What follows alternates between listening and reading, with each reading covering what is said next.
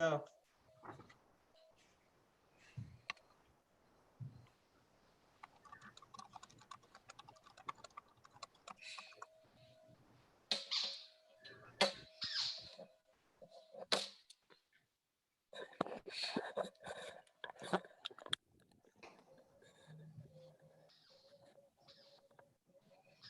Oh, hold on, I'm gonna mute my line. Hi, everyone. How are you? Fewer people today. We'll try to keep things interesting so we keep you all coming. I just have a couple quick updates, and then I'm going to hand it over to Rick, who's going to give a readout on the CVS facility today and how that went. Basically, my only update is that we have 931 verified cases now and 27 fatalities. We're enthusiastic that the CVS site will help us get a better sense of what's going on as far as testing goes and be able to give more accurate numbers and an accurate picture of everything going on. And we're planning on starting to get those numbers through the state health department. So our expectation is CVS shares those with the state health department, and then we'll receive those numbers on an ongoing basis. I'd love to turn over to Rick, who can give a readout on how things went today at the facility. Okay, good afternoon. Again, in partnership with the state of Connecticut and CVS, New Haven as the host community is a very successful first day. Yesterday was kind of some dry runs. Got about 75 individuals through yesterday. It was more of some of the first responders that were on duty. Today, looks like we'll get to a number of somewhere between 500 and 550. And that started off a little bit later this morning, just due to maybe some of the information not getting out to all of the public yesterday. It did get out this morning. I think it's important to note that this is going to be very workable over the next 41 days. There's a possibility that could change, but right now it's scheduled for 41 days. I think the important things to note are that our first responders can be handled as many of them were today through Region 2, along with they've also opened it up to residential care providers, nursing homes, and assisted living facilities. All those are considered frontline workers, as well as some state agencies. So that went really well. Right now, in order to get to the site, you really can do a couple of ways. You can go online with CVS, fill out a questionnaire, and be provided with a reference number and show up at the facilities. That's item number one. Number two, you can show up at the facility. If you do not, for some reason, you cannot get either internet or phone, there's a couple of ways to do that. You can, number one, go to the city's health hotline, 203-946-4949. Individuals can then register with the health department, and they'll get you through the process if you don't have a computer. You could also show up at the facility. We would rather individuals that show up at the facility that have no access to anything other than them walking up. We're going to try and discourage that. Another way you can get them is if you call 211. So 211 will get you through the process. They'll give you that reference number. If you are in fact disabled, if you have a disability and you cannot get to the site on your own, through 211, they will send an M7 cab to your home, bring you to the facility, and bring you back, which is key. That can also happen for someone who's elderly. It'll be handled just like a doctor's appointment. You'll have a doctor's appointment. They will schedule the pickup for you and return you home with your test results, which is key for us. I think the other thing is it's regional. So if you look at this, they're trying to do it by regions. Because New Haven was the host region, and we're in Region 2 in the Department of Emergency Management and Homeland Security, we went today. which is the first day. Tomorrow, they'll then start the rest of the region. So 2, 1, 3, 4, 5, then the state. And then next week again, on Thursday, it will be region 2 again. I think it very, very successful day. Just a great partnership, and the state has never said anything but what can we do to help. So it's been again just a great collaboration and partnership between the state, CVS, and the city of New Haven. Thanks, Rick. And obviously, we're really happy in New Haven. This is a regional asset. And when talking about the region, it's basically a statewide asset, and people from around the state will be coming to use the facility. We're happy that New Haven can be the place that opens up our doors and helps people out around the state to make sure that everywhere people have more access to testing. So with that, unless anyone else from our team has something to add. I think I just have one more thing, Mayor. Go for it. If I can, I think it's important that there's no walk-up in any of the CVS sites throughout the country. There is no walk-ups. They're very clear about that. New Haven is the first time because it's in a city urban environment. We're testing this out for them. So there'll be a couple of bumps in the road, but the bottom line is this has never been tried before because most of them are in suburban areas. So again, this is the first time that you'll be able to actually walk up to the site. We don't want to encourage that, but it is available for individuals who have no other way and want to walk up. Any questions from folks? Okay, I'll go with Gage. I don't have the option to unmute people, but if you could unmute Kyle, that would be great.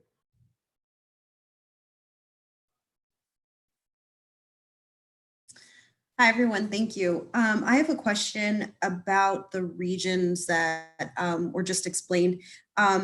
Is it just going to be region 2, which would encompass our area, and then it's broadened out day by day? And then as it said, next week, it'll just be region 2 again? Does it change per day? Yeah, great question. Every day it changes. So today is region 2. And then in 6 days, we'll be back to region 2 because they're going to cover the other regions throughout the entire state of Connecticut. And those regions are what they call the Department of Emergency Management, Homeland Security regions, and they are regions 1 through 5. We happen to be in region 2, which encompasses a good part of greater New Haven. There are 736,000 individuals over about 750 square miles. Okay. And is that done to be helpful? So for just New Haven, to give New Haveners just the chance? You know, I think it's just that the state had to come up with a system and a process so it could be fair to the entire state. I think the only thing as the host community, they allowed us to go on the first day. Okay. And then another question, as far as the M7, is that for people also who don't have cars, or is it just for people with disabilities? People who have no transportation. So yeah, if you didn't have a car. Okay, great. And my last question is, I looked at the website earlier and it's for, it says you have to be a Connecticut resident. What about people who might be quarantining here, like students or other people who are here for a reason that are not residents? Are they able to get a test? Yeah, you know, that's a great question. I do not have that answer, and I'm glad to get it and get the answer and get it back to you. Okay, thank you. That's it for me. Thanks, Kyle. Mary, and then we'll go to Tom. I had the same question about the regions, and maybe there's a definition of the regions and what it encompasses. So someplace I can look it up. Yeah, if Mary, if you go on the state's website, so just go to ct.gov /DEMHS, DEMHS, and then there'll be a regional map. You can probably just pull it up if you Googled, you know, Department of Emergency Management, Homeland Security regional map, you'd come up with it as well. Okay, so when they put out their literature, all they did was describe it that you had to be 18, you know, meet the medical requirements, but then it was just open for people in Connecticut. So this is the first time I've read about the yeah. Let me clarify. Let me clarify that. So it is open to the entire. It is open to the entire state. So when you're calling in, and again, when you're calling in to make an appointment, you can call in from anywhere in the state, and they'll do you Monday through Sunday. But for our first responders, for the nursing homes, the assisted living, the residential care, those individuals go region by region. And so, because again, they didn't want to, I think the number is 100 first responders and then 50 from the nursing homes and residential care. So those are the ones, because they don't need an appointment. They can just show up as long as they have ID for the facility or their first responder community they work for. All right, so so it's more limited actually then, right, for first responders. If you go on your region day, if you're a first responder, or assisted living, or Yeah, that's correct. okay, It's on your region. It's on your regional day. all right. So today, I mean, CVS was, they just kind of have a different public relations policy. Do you know which towns are represented today when people came there? Which towns? Right. I'm sorry, I don't, but there were, I think there were a lot of first responders from within Region 2. And there were, again, I think it would be, without looking at a list of individuals from towns, it would be hard to say what other towns participated. But I will, again, the first day just got off a little bit slower because the information didn't get out last night. It did get out this morning. And I believe it is, they're told anyone within the state can register on the CVS website. And they're given that reference number and just could show up at the site with that reference number and go through the process. Okay, because we have papers that are in Fairfield County. Will the first responders in Fairfield County, do they have a special day too? Is that region? That's Region 1, and they will be they'll be tomorrow. Okay, maybe we can talk offline or something. If it's not listed any place. Okay. And if there was a miscue, I'm sure the first responders they'll do as much as they can to ensure that they're tested if they showed up on a wrong day. Right. Because obviously those people seem to be the most important. And if you're exposed and you want to, on a Tuesday, you want to get there on a Wednesday as opposed to waiting for a region. Yeah, they've been very flexible. I will tell you that the state has not said no to anything, and neither has CVS. So again, I wouldn't anticipate them saying no to a first responder. But again, they had to have some sort of semblance with organizing a different date. They didn't want everybody from the state to show up, and then it would be difficult to get residents in as well. So that's what they came up with as a plan to handle it region by region. Okay, and the actual number today, it will be reported to the State Department of Health, so that's available to New Haven. I believe that's true, and they expect 500 to 550 only because, and again, the hours of operation, although they have changed right now, the hours of operation will be 10 a.m. to 5 p.m. and you could show up at 9, but the testing itself will not begin until 10. Okay. And that's Monday through Saturday, and then 10 to 3 on Sunday.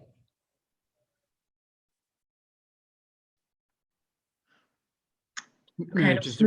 There obviously wasn't a lot of traffic, I guess, really, right? In this morning. I got to be the flow. This Connecticut State Police, New Haven Police Department worked on a traffic plan before they put this into operation, and it was quite smooth, very, very smooth for traffic. Yes, we didn't see what in other states that they've had issues with. We didn't see that today. Okay, thank you. Mary, just to be clear, so our understanding is that CVS will share the test results with the state, and then that will be entered into the system that we use to track our test results. I don't think we've received any confirmation that the state will give us on a daily basis how many people have gone through the facility. Okay. But you get an update every day on New Haveners, right, that are been tested? Through the state DPH, yes. So a lot of different entities that do testing will share that information with the state DPH, and then the state will share that back with us. Okay, and this will just be included. It's another. That is our expectation. Okay. We'll know tomorrow. Okay. Hopefully.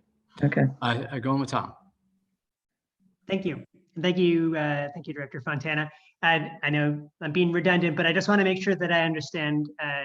So any New Havener can register online and get tested potentially tomorrow or Sunday or Monday. They don't have to wait until next Thursday. Is that correct? That's correct. Okay, but first responders are following the regional schedule. Okay. Yes, sir. And then Rick, when you said that this is a kind of pilot walk-up testing site, now by walk-up, do you mean literally you can walk, or do you still have to show up in a vehicle in some variety in order to get tested? Now you can walk up. You can actually, okay. See, You can actually walk up. You can't walk through the testing process. It has to be done in a vehicle, but you can walk up to the testing site, register, and if they can take you right then and there, which again, based on the number of individuals that are waiting, you'll get into an M7 vehicle and they'll bring you right through the testing process. Yes. thank you. But and Tom, we who- prefer that not be your headline because we want to encourage people to take a car. It makes it a lot easier. And if people do need a vehicle, then they can call 211 and M7 will pick them up. Mhm. Understood. And who is working at this site? Are these all CVS Minute Clinic employees, or are there some city health staff or state health staff there as well? So the individuals that are working the site are, so number one, all of the testing process is done by CVS employees. There are New Haven police officers, there are Connecticut State Police, and there is the 103rd Airborne out of Hartford. That's also working at the facility. But again, all of the testing process and the results are all done through CVS employees. Thank you. And then, Mayor, my last question is obviously very quite a shift to have a new testing site on Long Wharf. But you've spoken in the past about potentially setting up smaller testing sites elsewhere in the city. Can you speak to either any more concrete plans you might have for that, or whether that's still a goal of your administration? It is absolutely still a goal, and there's a number of reasons. One is that, as you heard Rick say, currently it's looking like the CVS site will only be in operation for 41 days. We hope that will change and be a longer period of time, but that's the plan right now.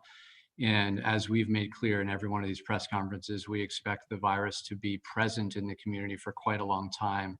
And the way that we tackle this and the way that we inch towards opening up is actually to have a very strong testing regime and contact tracing. And so we need to rely on other partners in the community to make that happen. We're having conversations with the community health centers and with some private entities. We're making some progress on that front, and we'll continue to do so. We're hoping that we can stand things up pretty soon, but these things tend to take a lot more time than you think. And that's it for me. Thank you so much. I saw Michael. Good afternoon. May I ask a non-CVS question? Go for it. Have you or your team gotten any feedback so far from the retail front lines on the first day of the new rule for masks in retail stores? I haven't heard a lot of feedback, no. I don't know if anyone else on the call has heard any feedback, but I have not heard a ton. Any customers getting kicked out of stores because they weren't wearing masks or anything? We haven't heard any stories, and honestly, that's not our intention. The ideal is that the store owner reminds people, hey, you need to wear a mask. And I think people pretty quickly, because what we're talking about is a face covering, can come up with a solution to make sure that they can get their shopping done. Okay, thank you. Thank you. Other questions? Maybe just one. Go for it. Just a clarification. I mean, they really made a strong point that they didn't want walk-ups, but now you can have a walk-up. But essentially, does that person who's walking up get in a cab to get in line? Is that the M7 cab is there to take them? Is that right? Yes, ma'am. That's correct. Okay, so are they just always on call? I mean, it's probably not that. Well, we think so. I think the understanding is that they'll have cabs at the site. But again, based on the number of cabs that are available, you may walk up to the site and they may have to say, look, you'll have to come back at a certain time. There's no guarantee that you'll be able to walk up and provide the information and get right into the cab. There may be a period of time that you may have to wait, or you may have to come back at a different time, but they're going to make, again, I'm like I said, they have not said no to anything. They've been really flexible. And, again, we want to discourage that, but we thought it was an important step to provide the ability for individuals that live here in New Haven, that don't have a car, that live close, they can just walk up. So I think it was, it was a huge factor in getting this. By the way, the city also said you can call 211 and, through them and arrange for a metro, right? If you qualify, I guess, Correct. I don't know if you have to be handicapped or elderly. Yeah, I don't, again, it's anyone who, really could not get there on their own. So this was, again, just providing a level of transportation to anyone who could not get there on their own. So again, these are really new, hasn't happened in many of the other sites that are up and operational. So Okay. those are suburbanites, and they pretty much all have vehicles. That's a little different now. So the contract is between the state and CVS and Abbott, and do you know how much the contract was or who's paying for this? I don't. I do know that even the M7 was arranged through the Department of Administrative Services from the state of Connecticut. Okay, thank you. And just to be clear, Mary, the reason that the person in the vehicle is so important is that it helps protect the people that are processing the tests.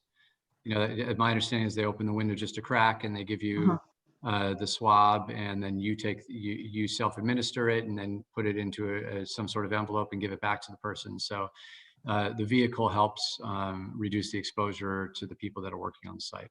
Okay, thank you. You're welcome. Tom, you had another question. Thought of another one. I figured. And the longer we since wait, the more questions you think of. Yeah. Not about CVS, about the career isolation shelter. I know that Director Fontana played a big role in helping set that up. And since we have him here, I'd love to hear from both Rick and from you, Mayor, about how things are going at Career, how many people are currently there, both residents and staff, and either any challenges or whether things are going as expected. I think things are going quite well. We had some initial challenges around people that were reliant on methadone, and we've worked with that foundation to determine a solution to that. Rick, how many people are on site right now? Right now we have 4. 4 people. But overall, it's been going well. It's it's been a lot of work that the team is contributing to the program, and we're really happy that we have that option. And how many people are working there or volunteering there at any given time? They're at any given time. So on the schedule, 24-hour schedule. So that they run 3 shifts: 7 to 3, 3 to 11, 11 to 7. There are 3 individuals that are inside the facility, 2 on the isolation side, and then 1 administrative person on what we call the clean side. There are also doctors that are there. They're not there 24/7, but they spend a lot of time there that are really specialists in a respite type situation. They're just, they've been very good to work with. I think it's been very successful. Again, a lot of volunteers, which made this so successful. The Medical Reserve Corps from Region 2 has been very instrumental in providing that level of service there.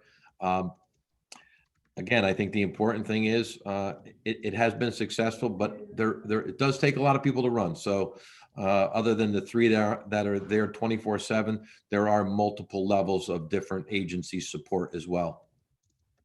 And does that 3 include a city police officer or security? Or? So there are 2 police officers that are at the facility. They are both outside at both entrance and exits. There is a New Haven police officer there. Great. That's it for me. Thank you again. Thanks. Any other questions? Yeah, this is for Rick. And at the beginning, I think you mentioned new groups that qualify, like first responders, for testing. you mind going over that again? I think it was assisted living. Yeah, so what they're considering, not first responders, but frontline workers. Okay, Those that were identified at this point have been, so nursing homes, assisted living, and residential care. okay. And what does that qualify them for? I mean, Providers are included in there. I'm sorry. Our homeless providers that are working 24/7, that are taking care of those who are displaced into hotels, they're included as well. Okay. So if you have that status, what does that qualify you for as far as, does that give you different status for testing? It actually just allows you, it allows you to go on the same day as the first responders and Okay, those frontline workers to be tested. okay. Thank you. No appointment necessary for those individuals. Any final questions?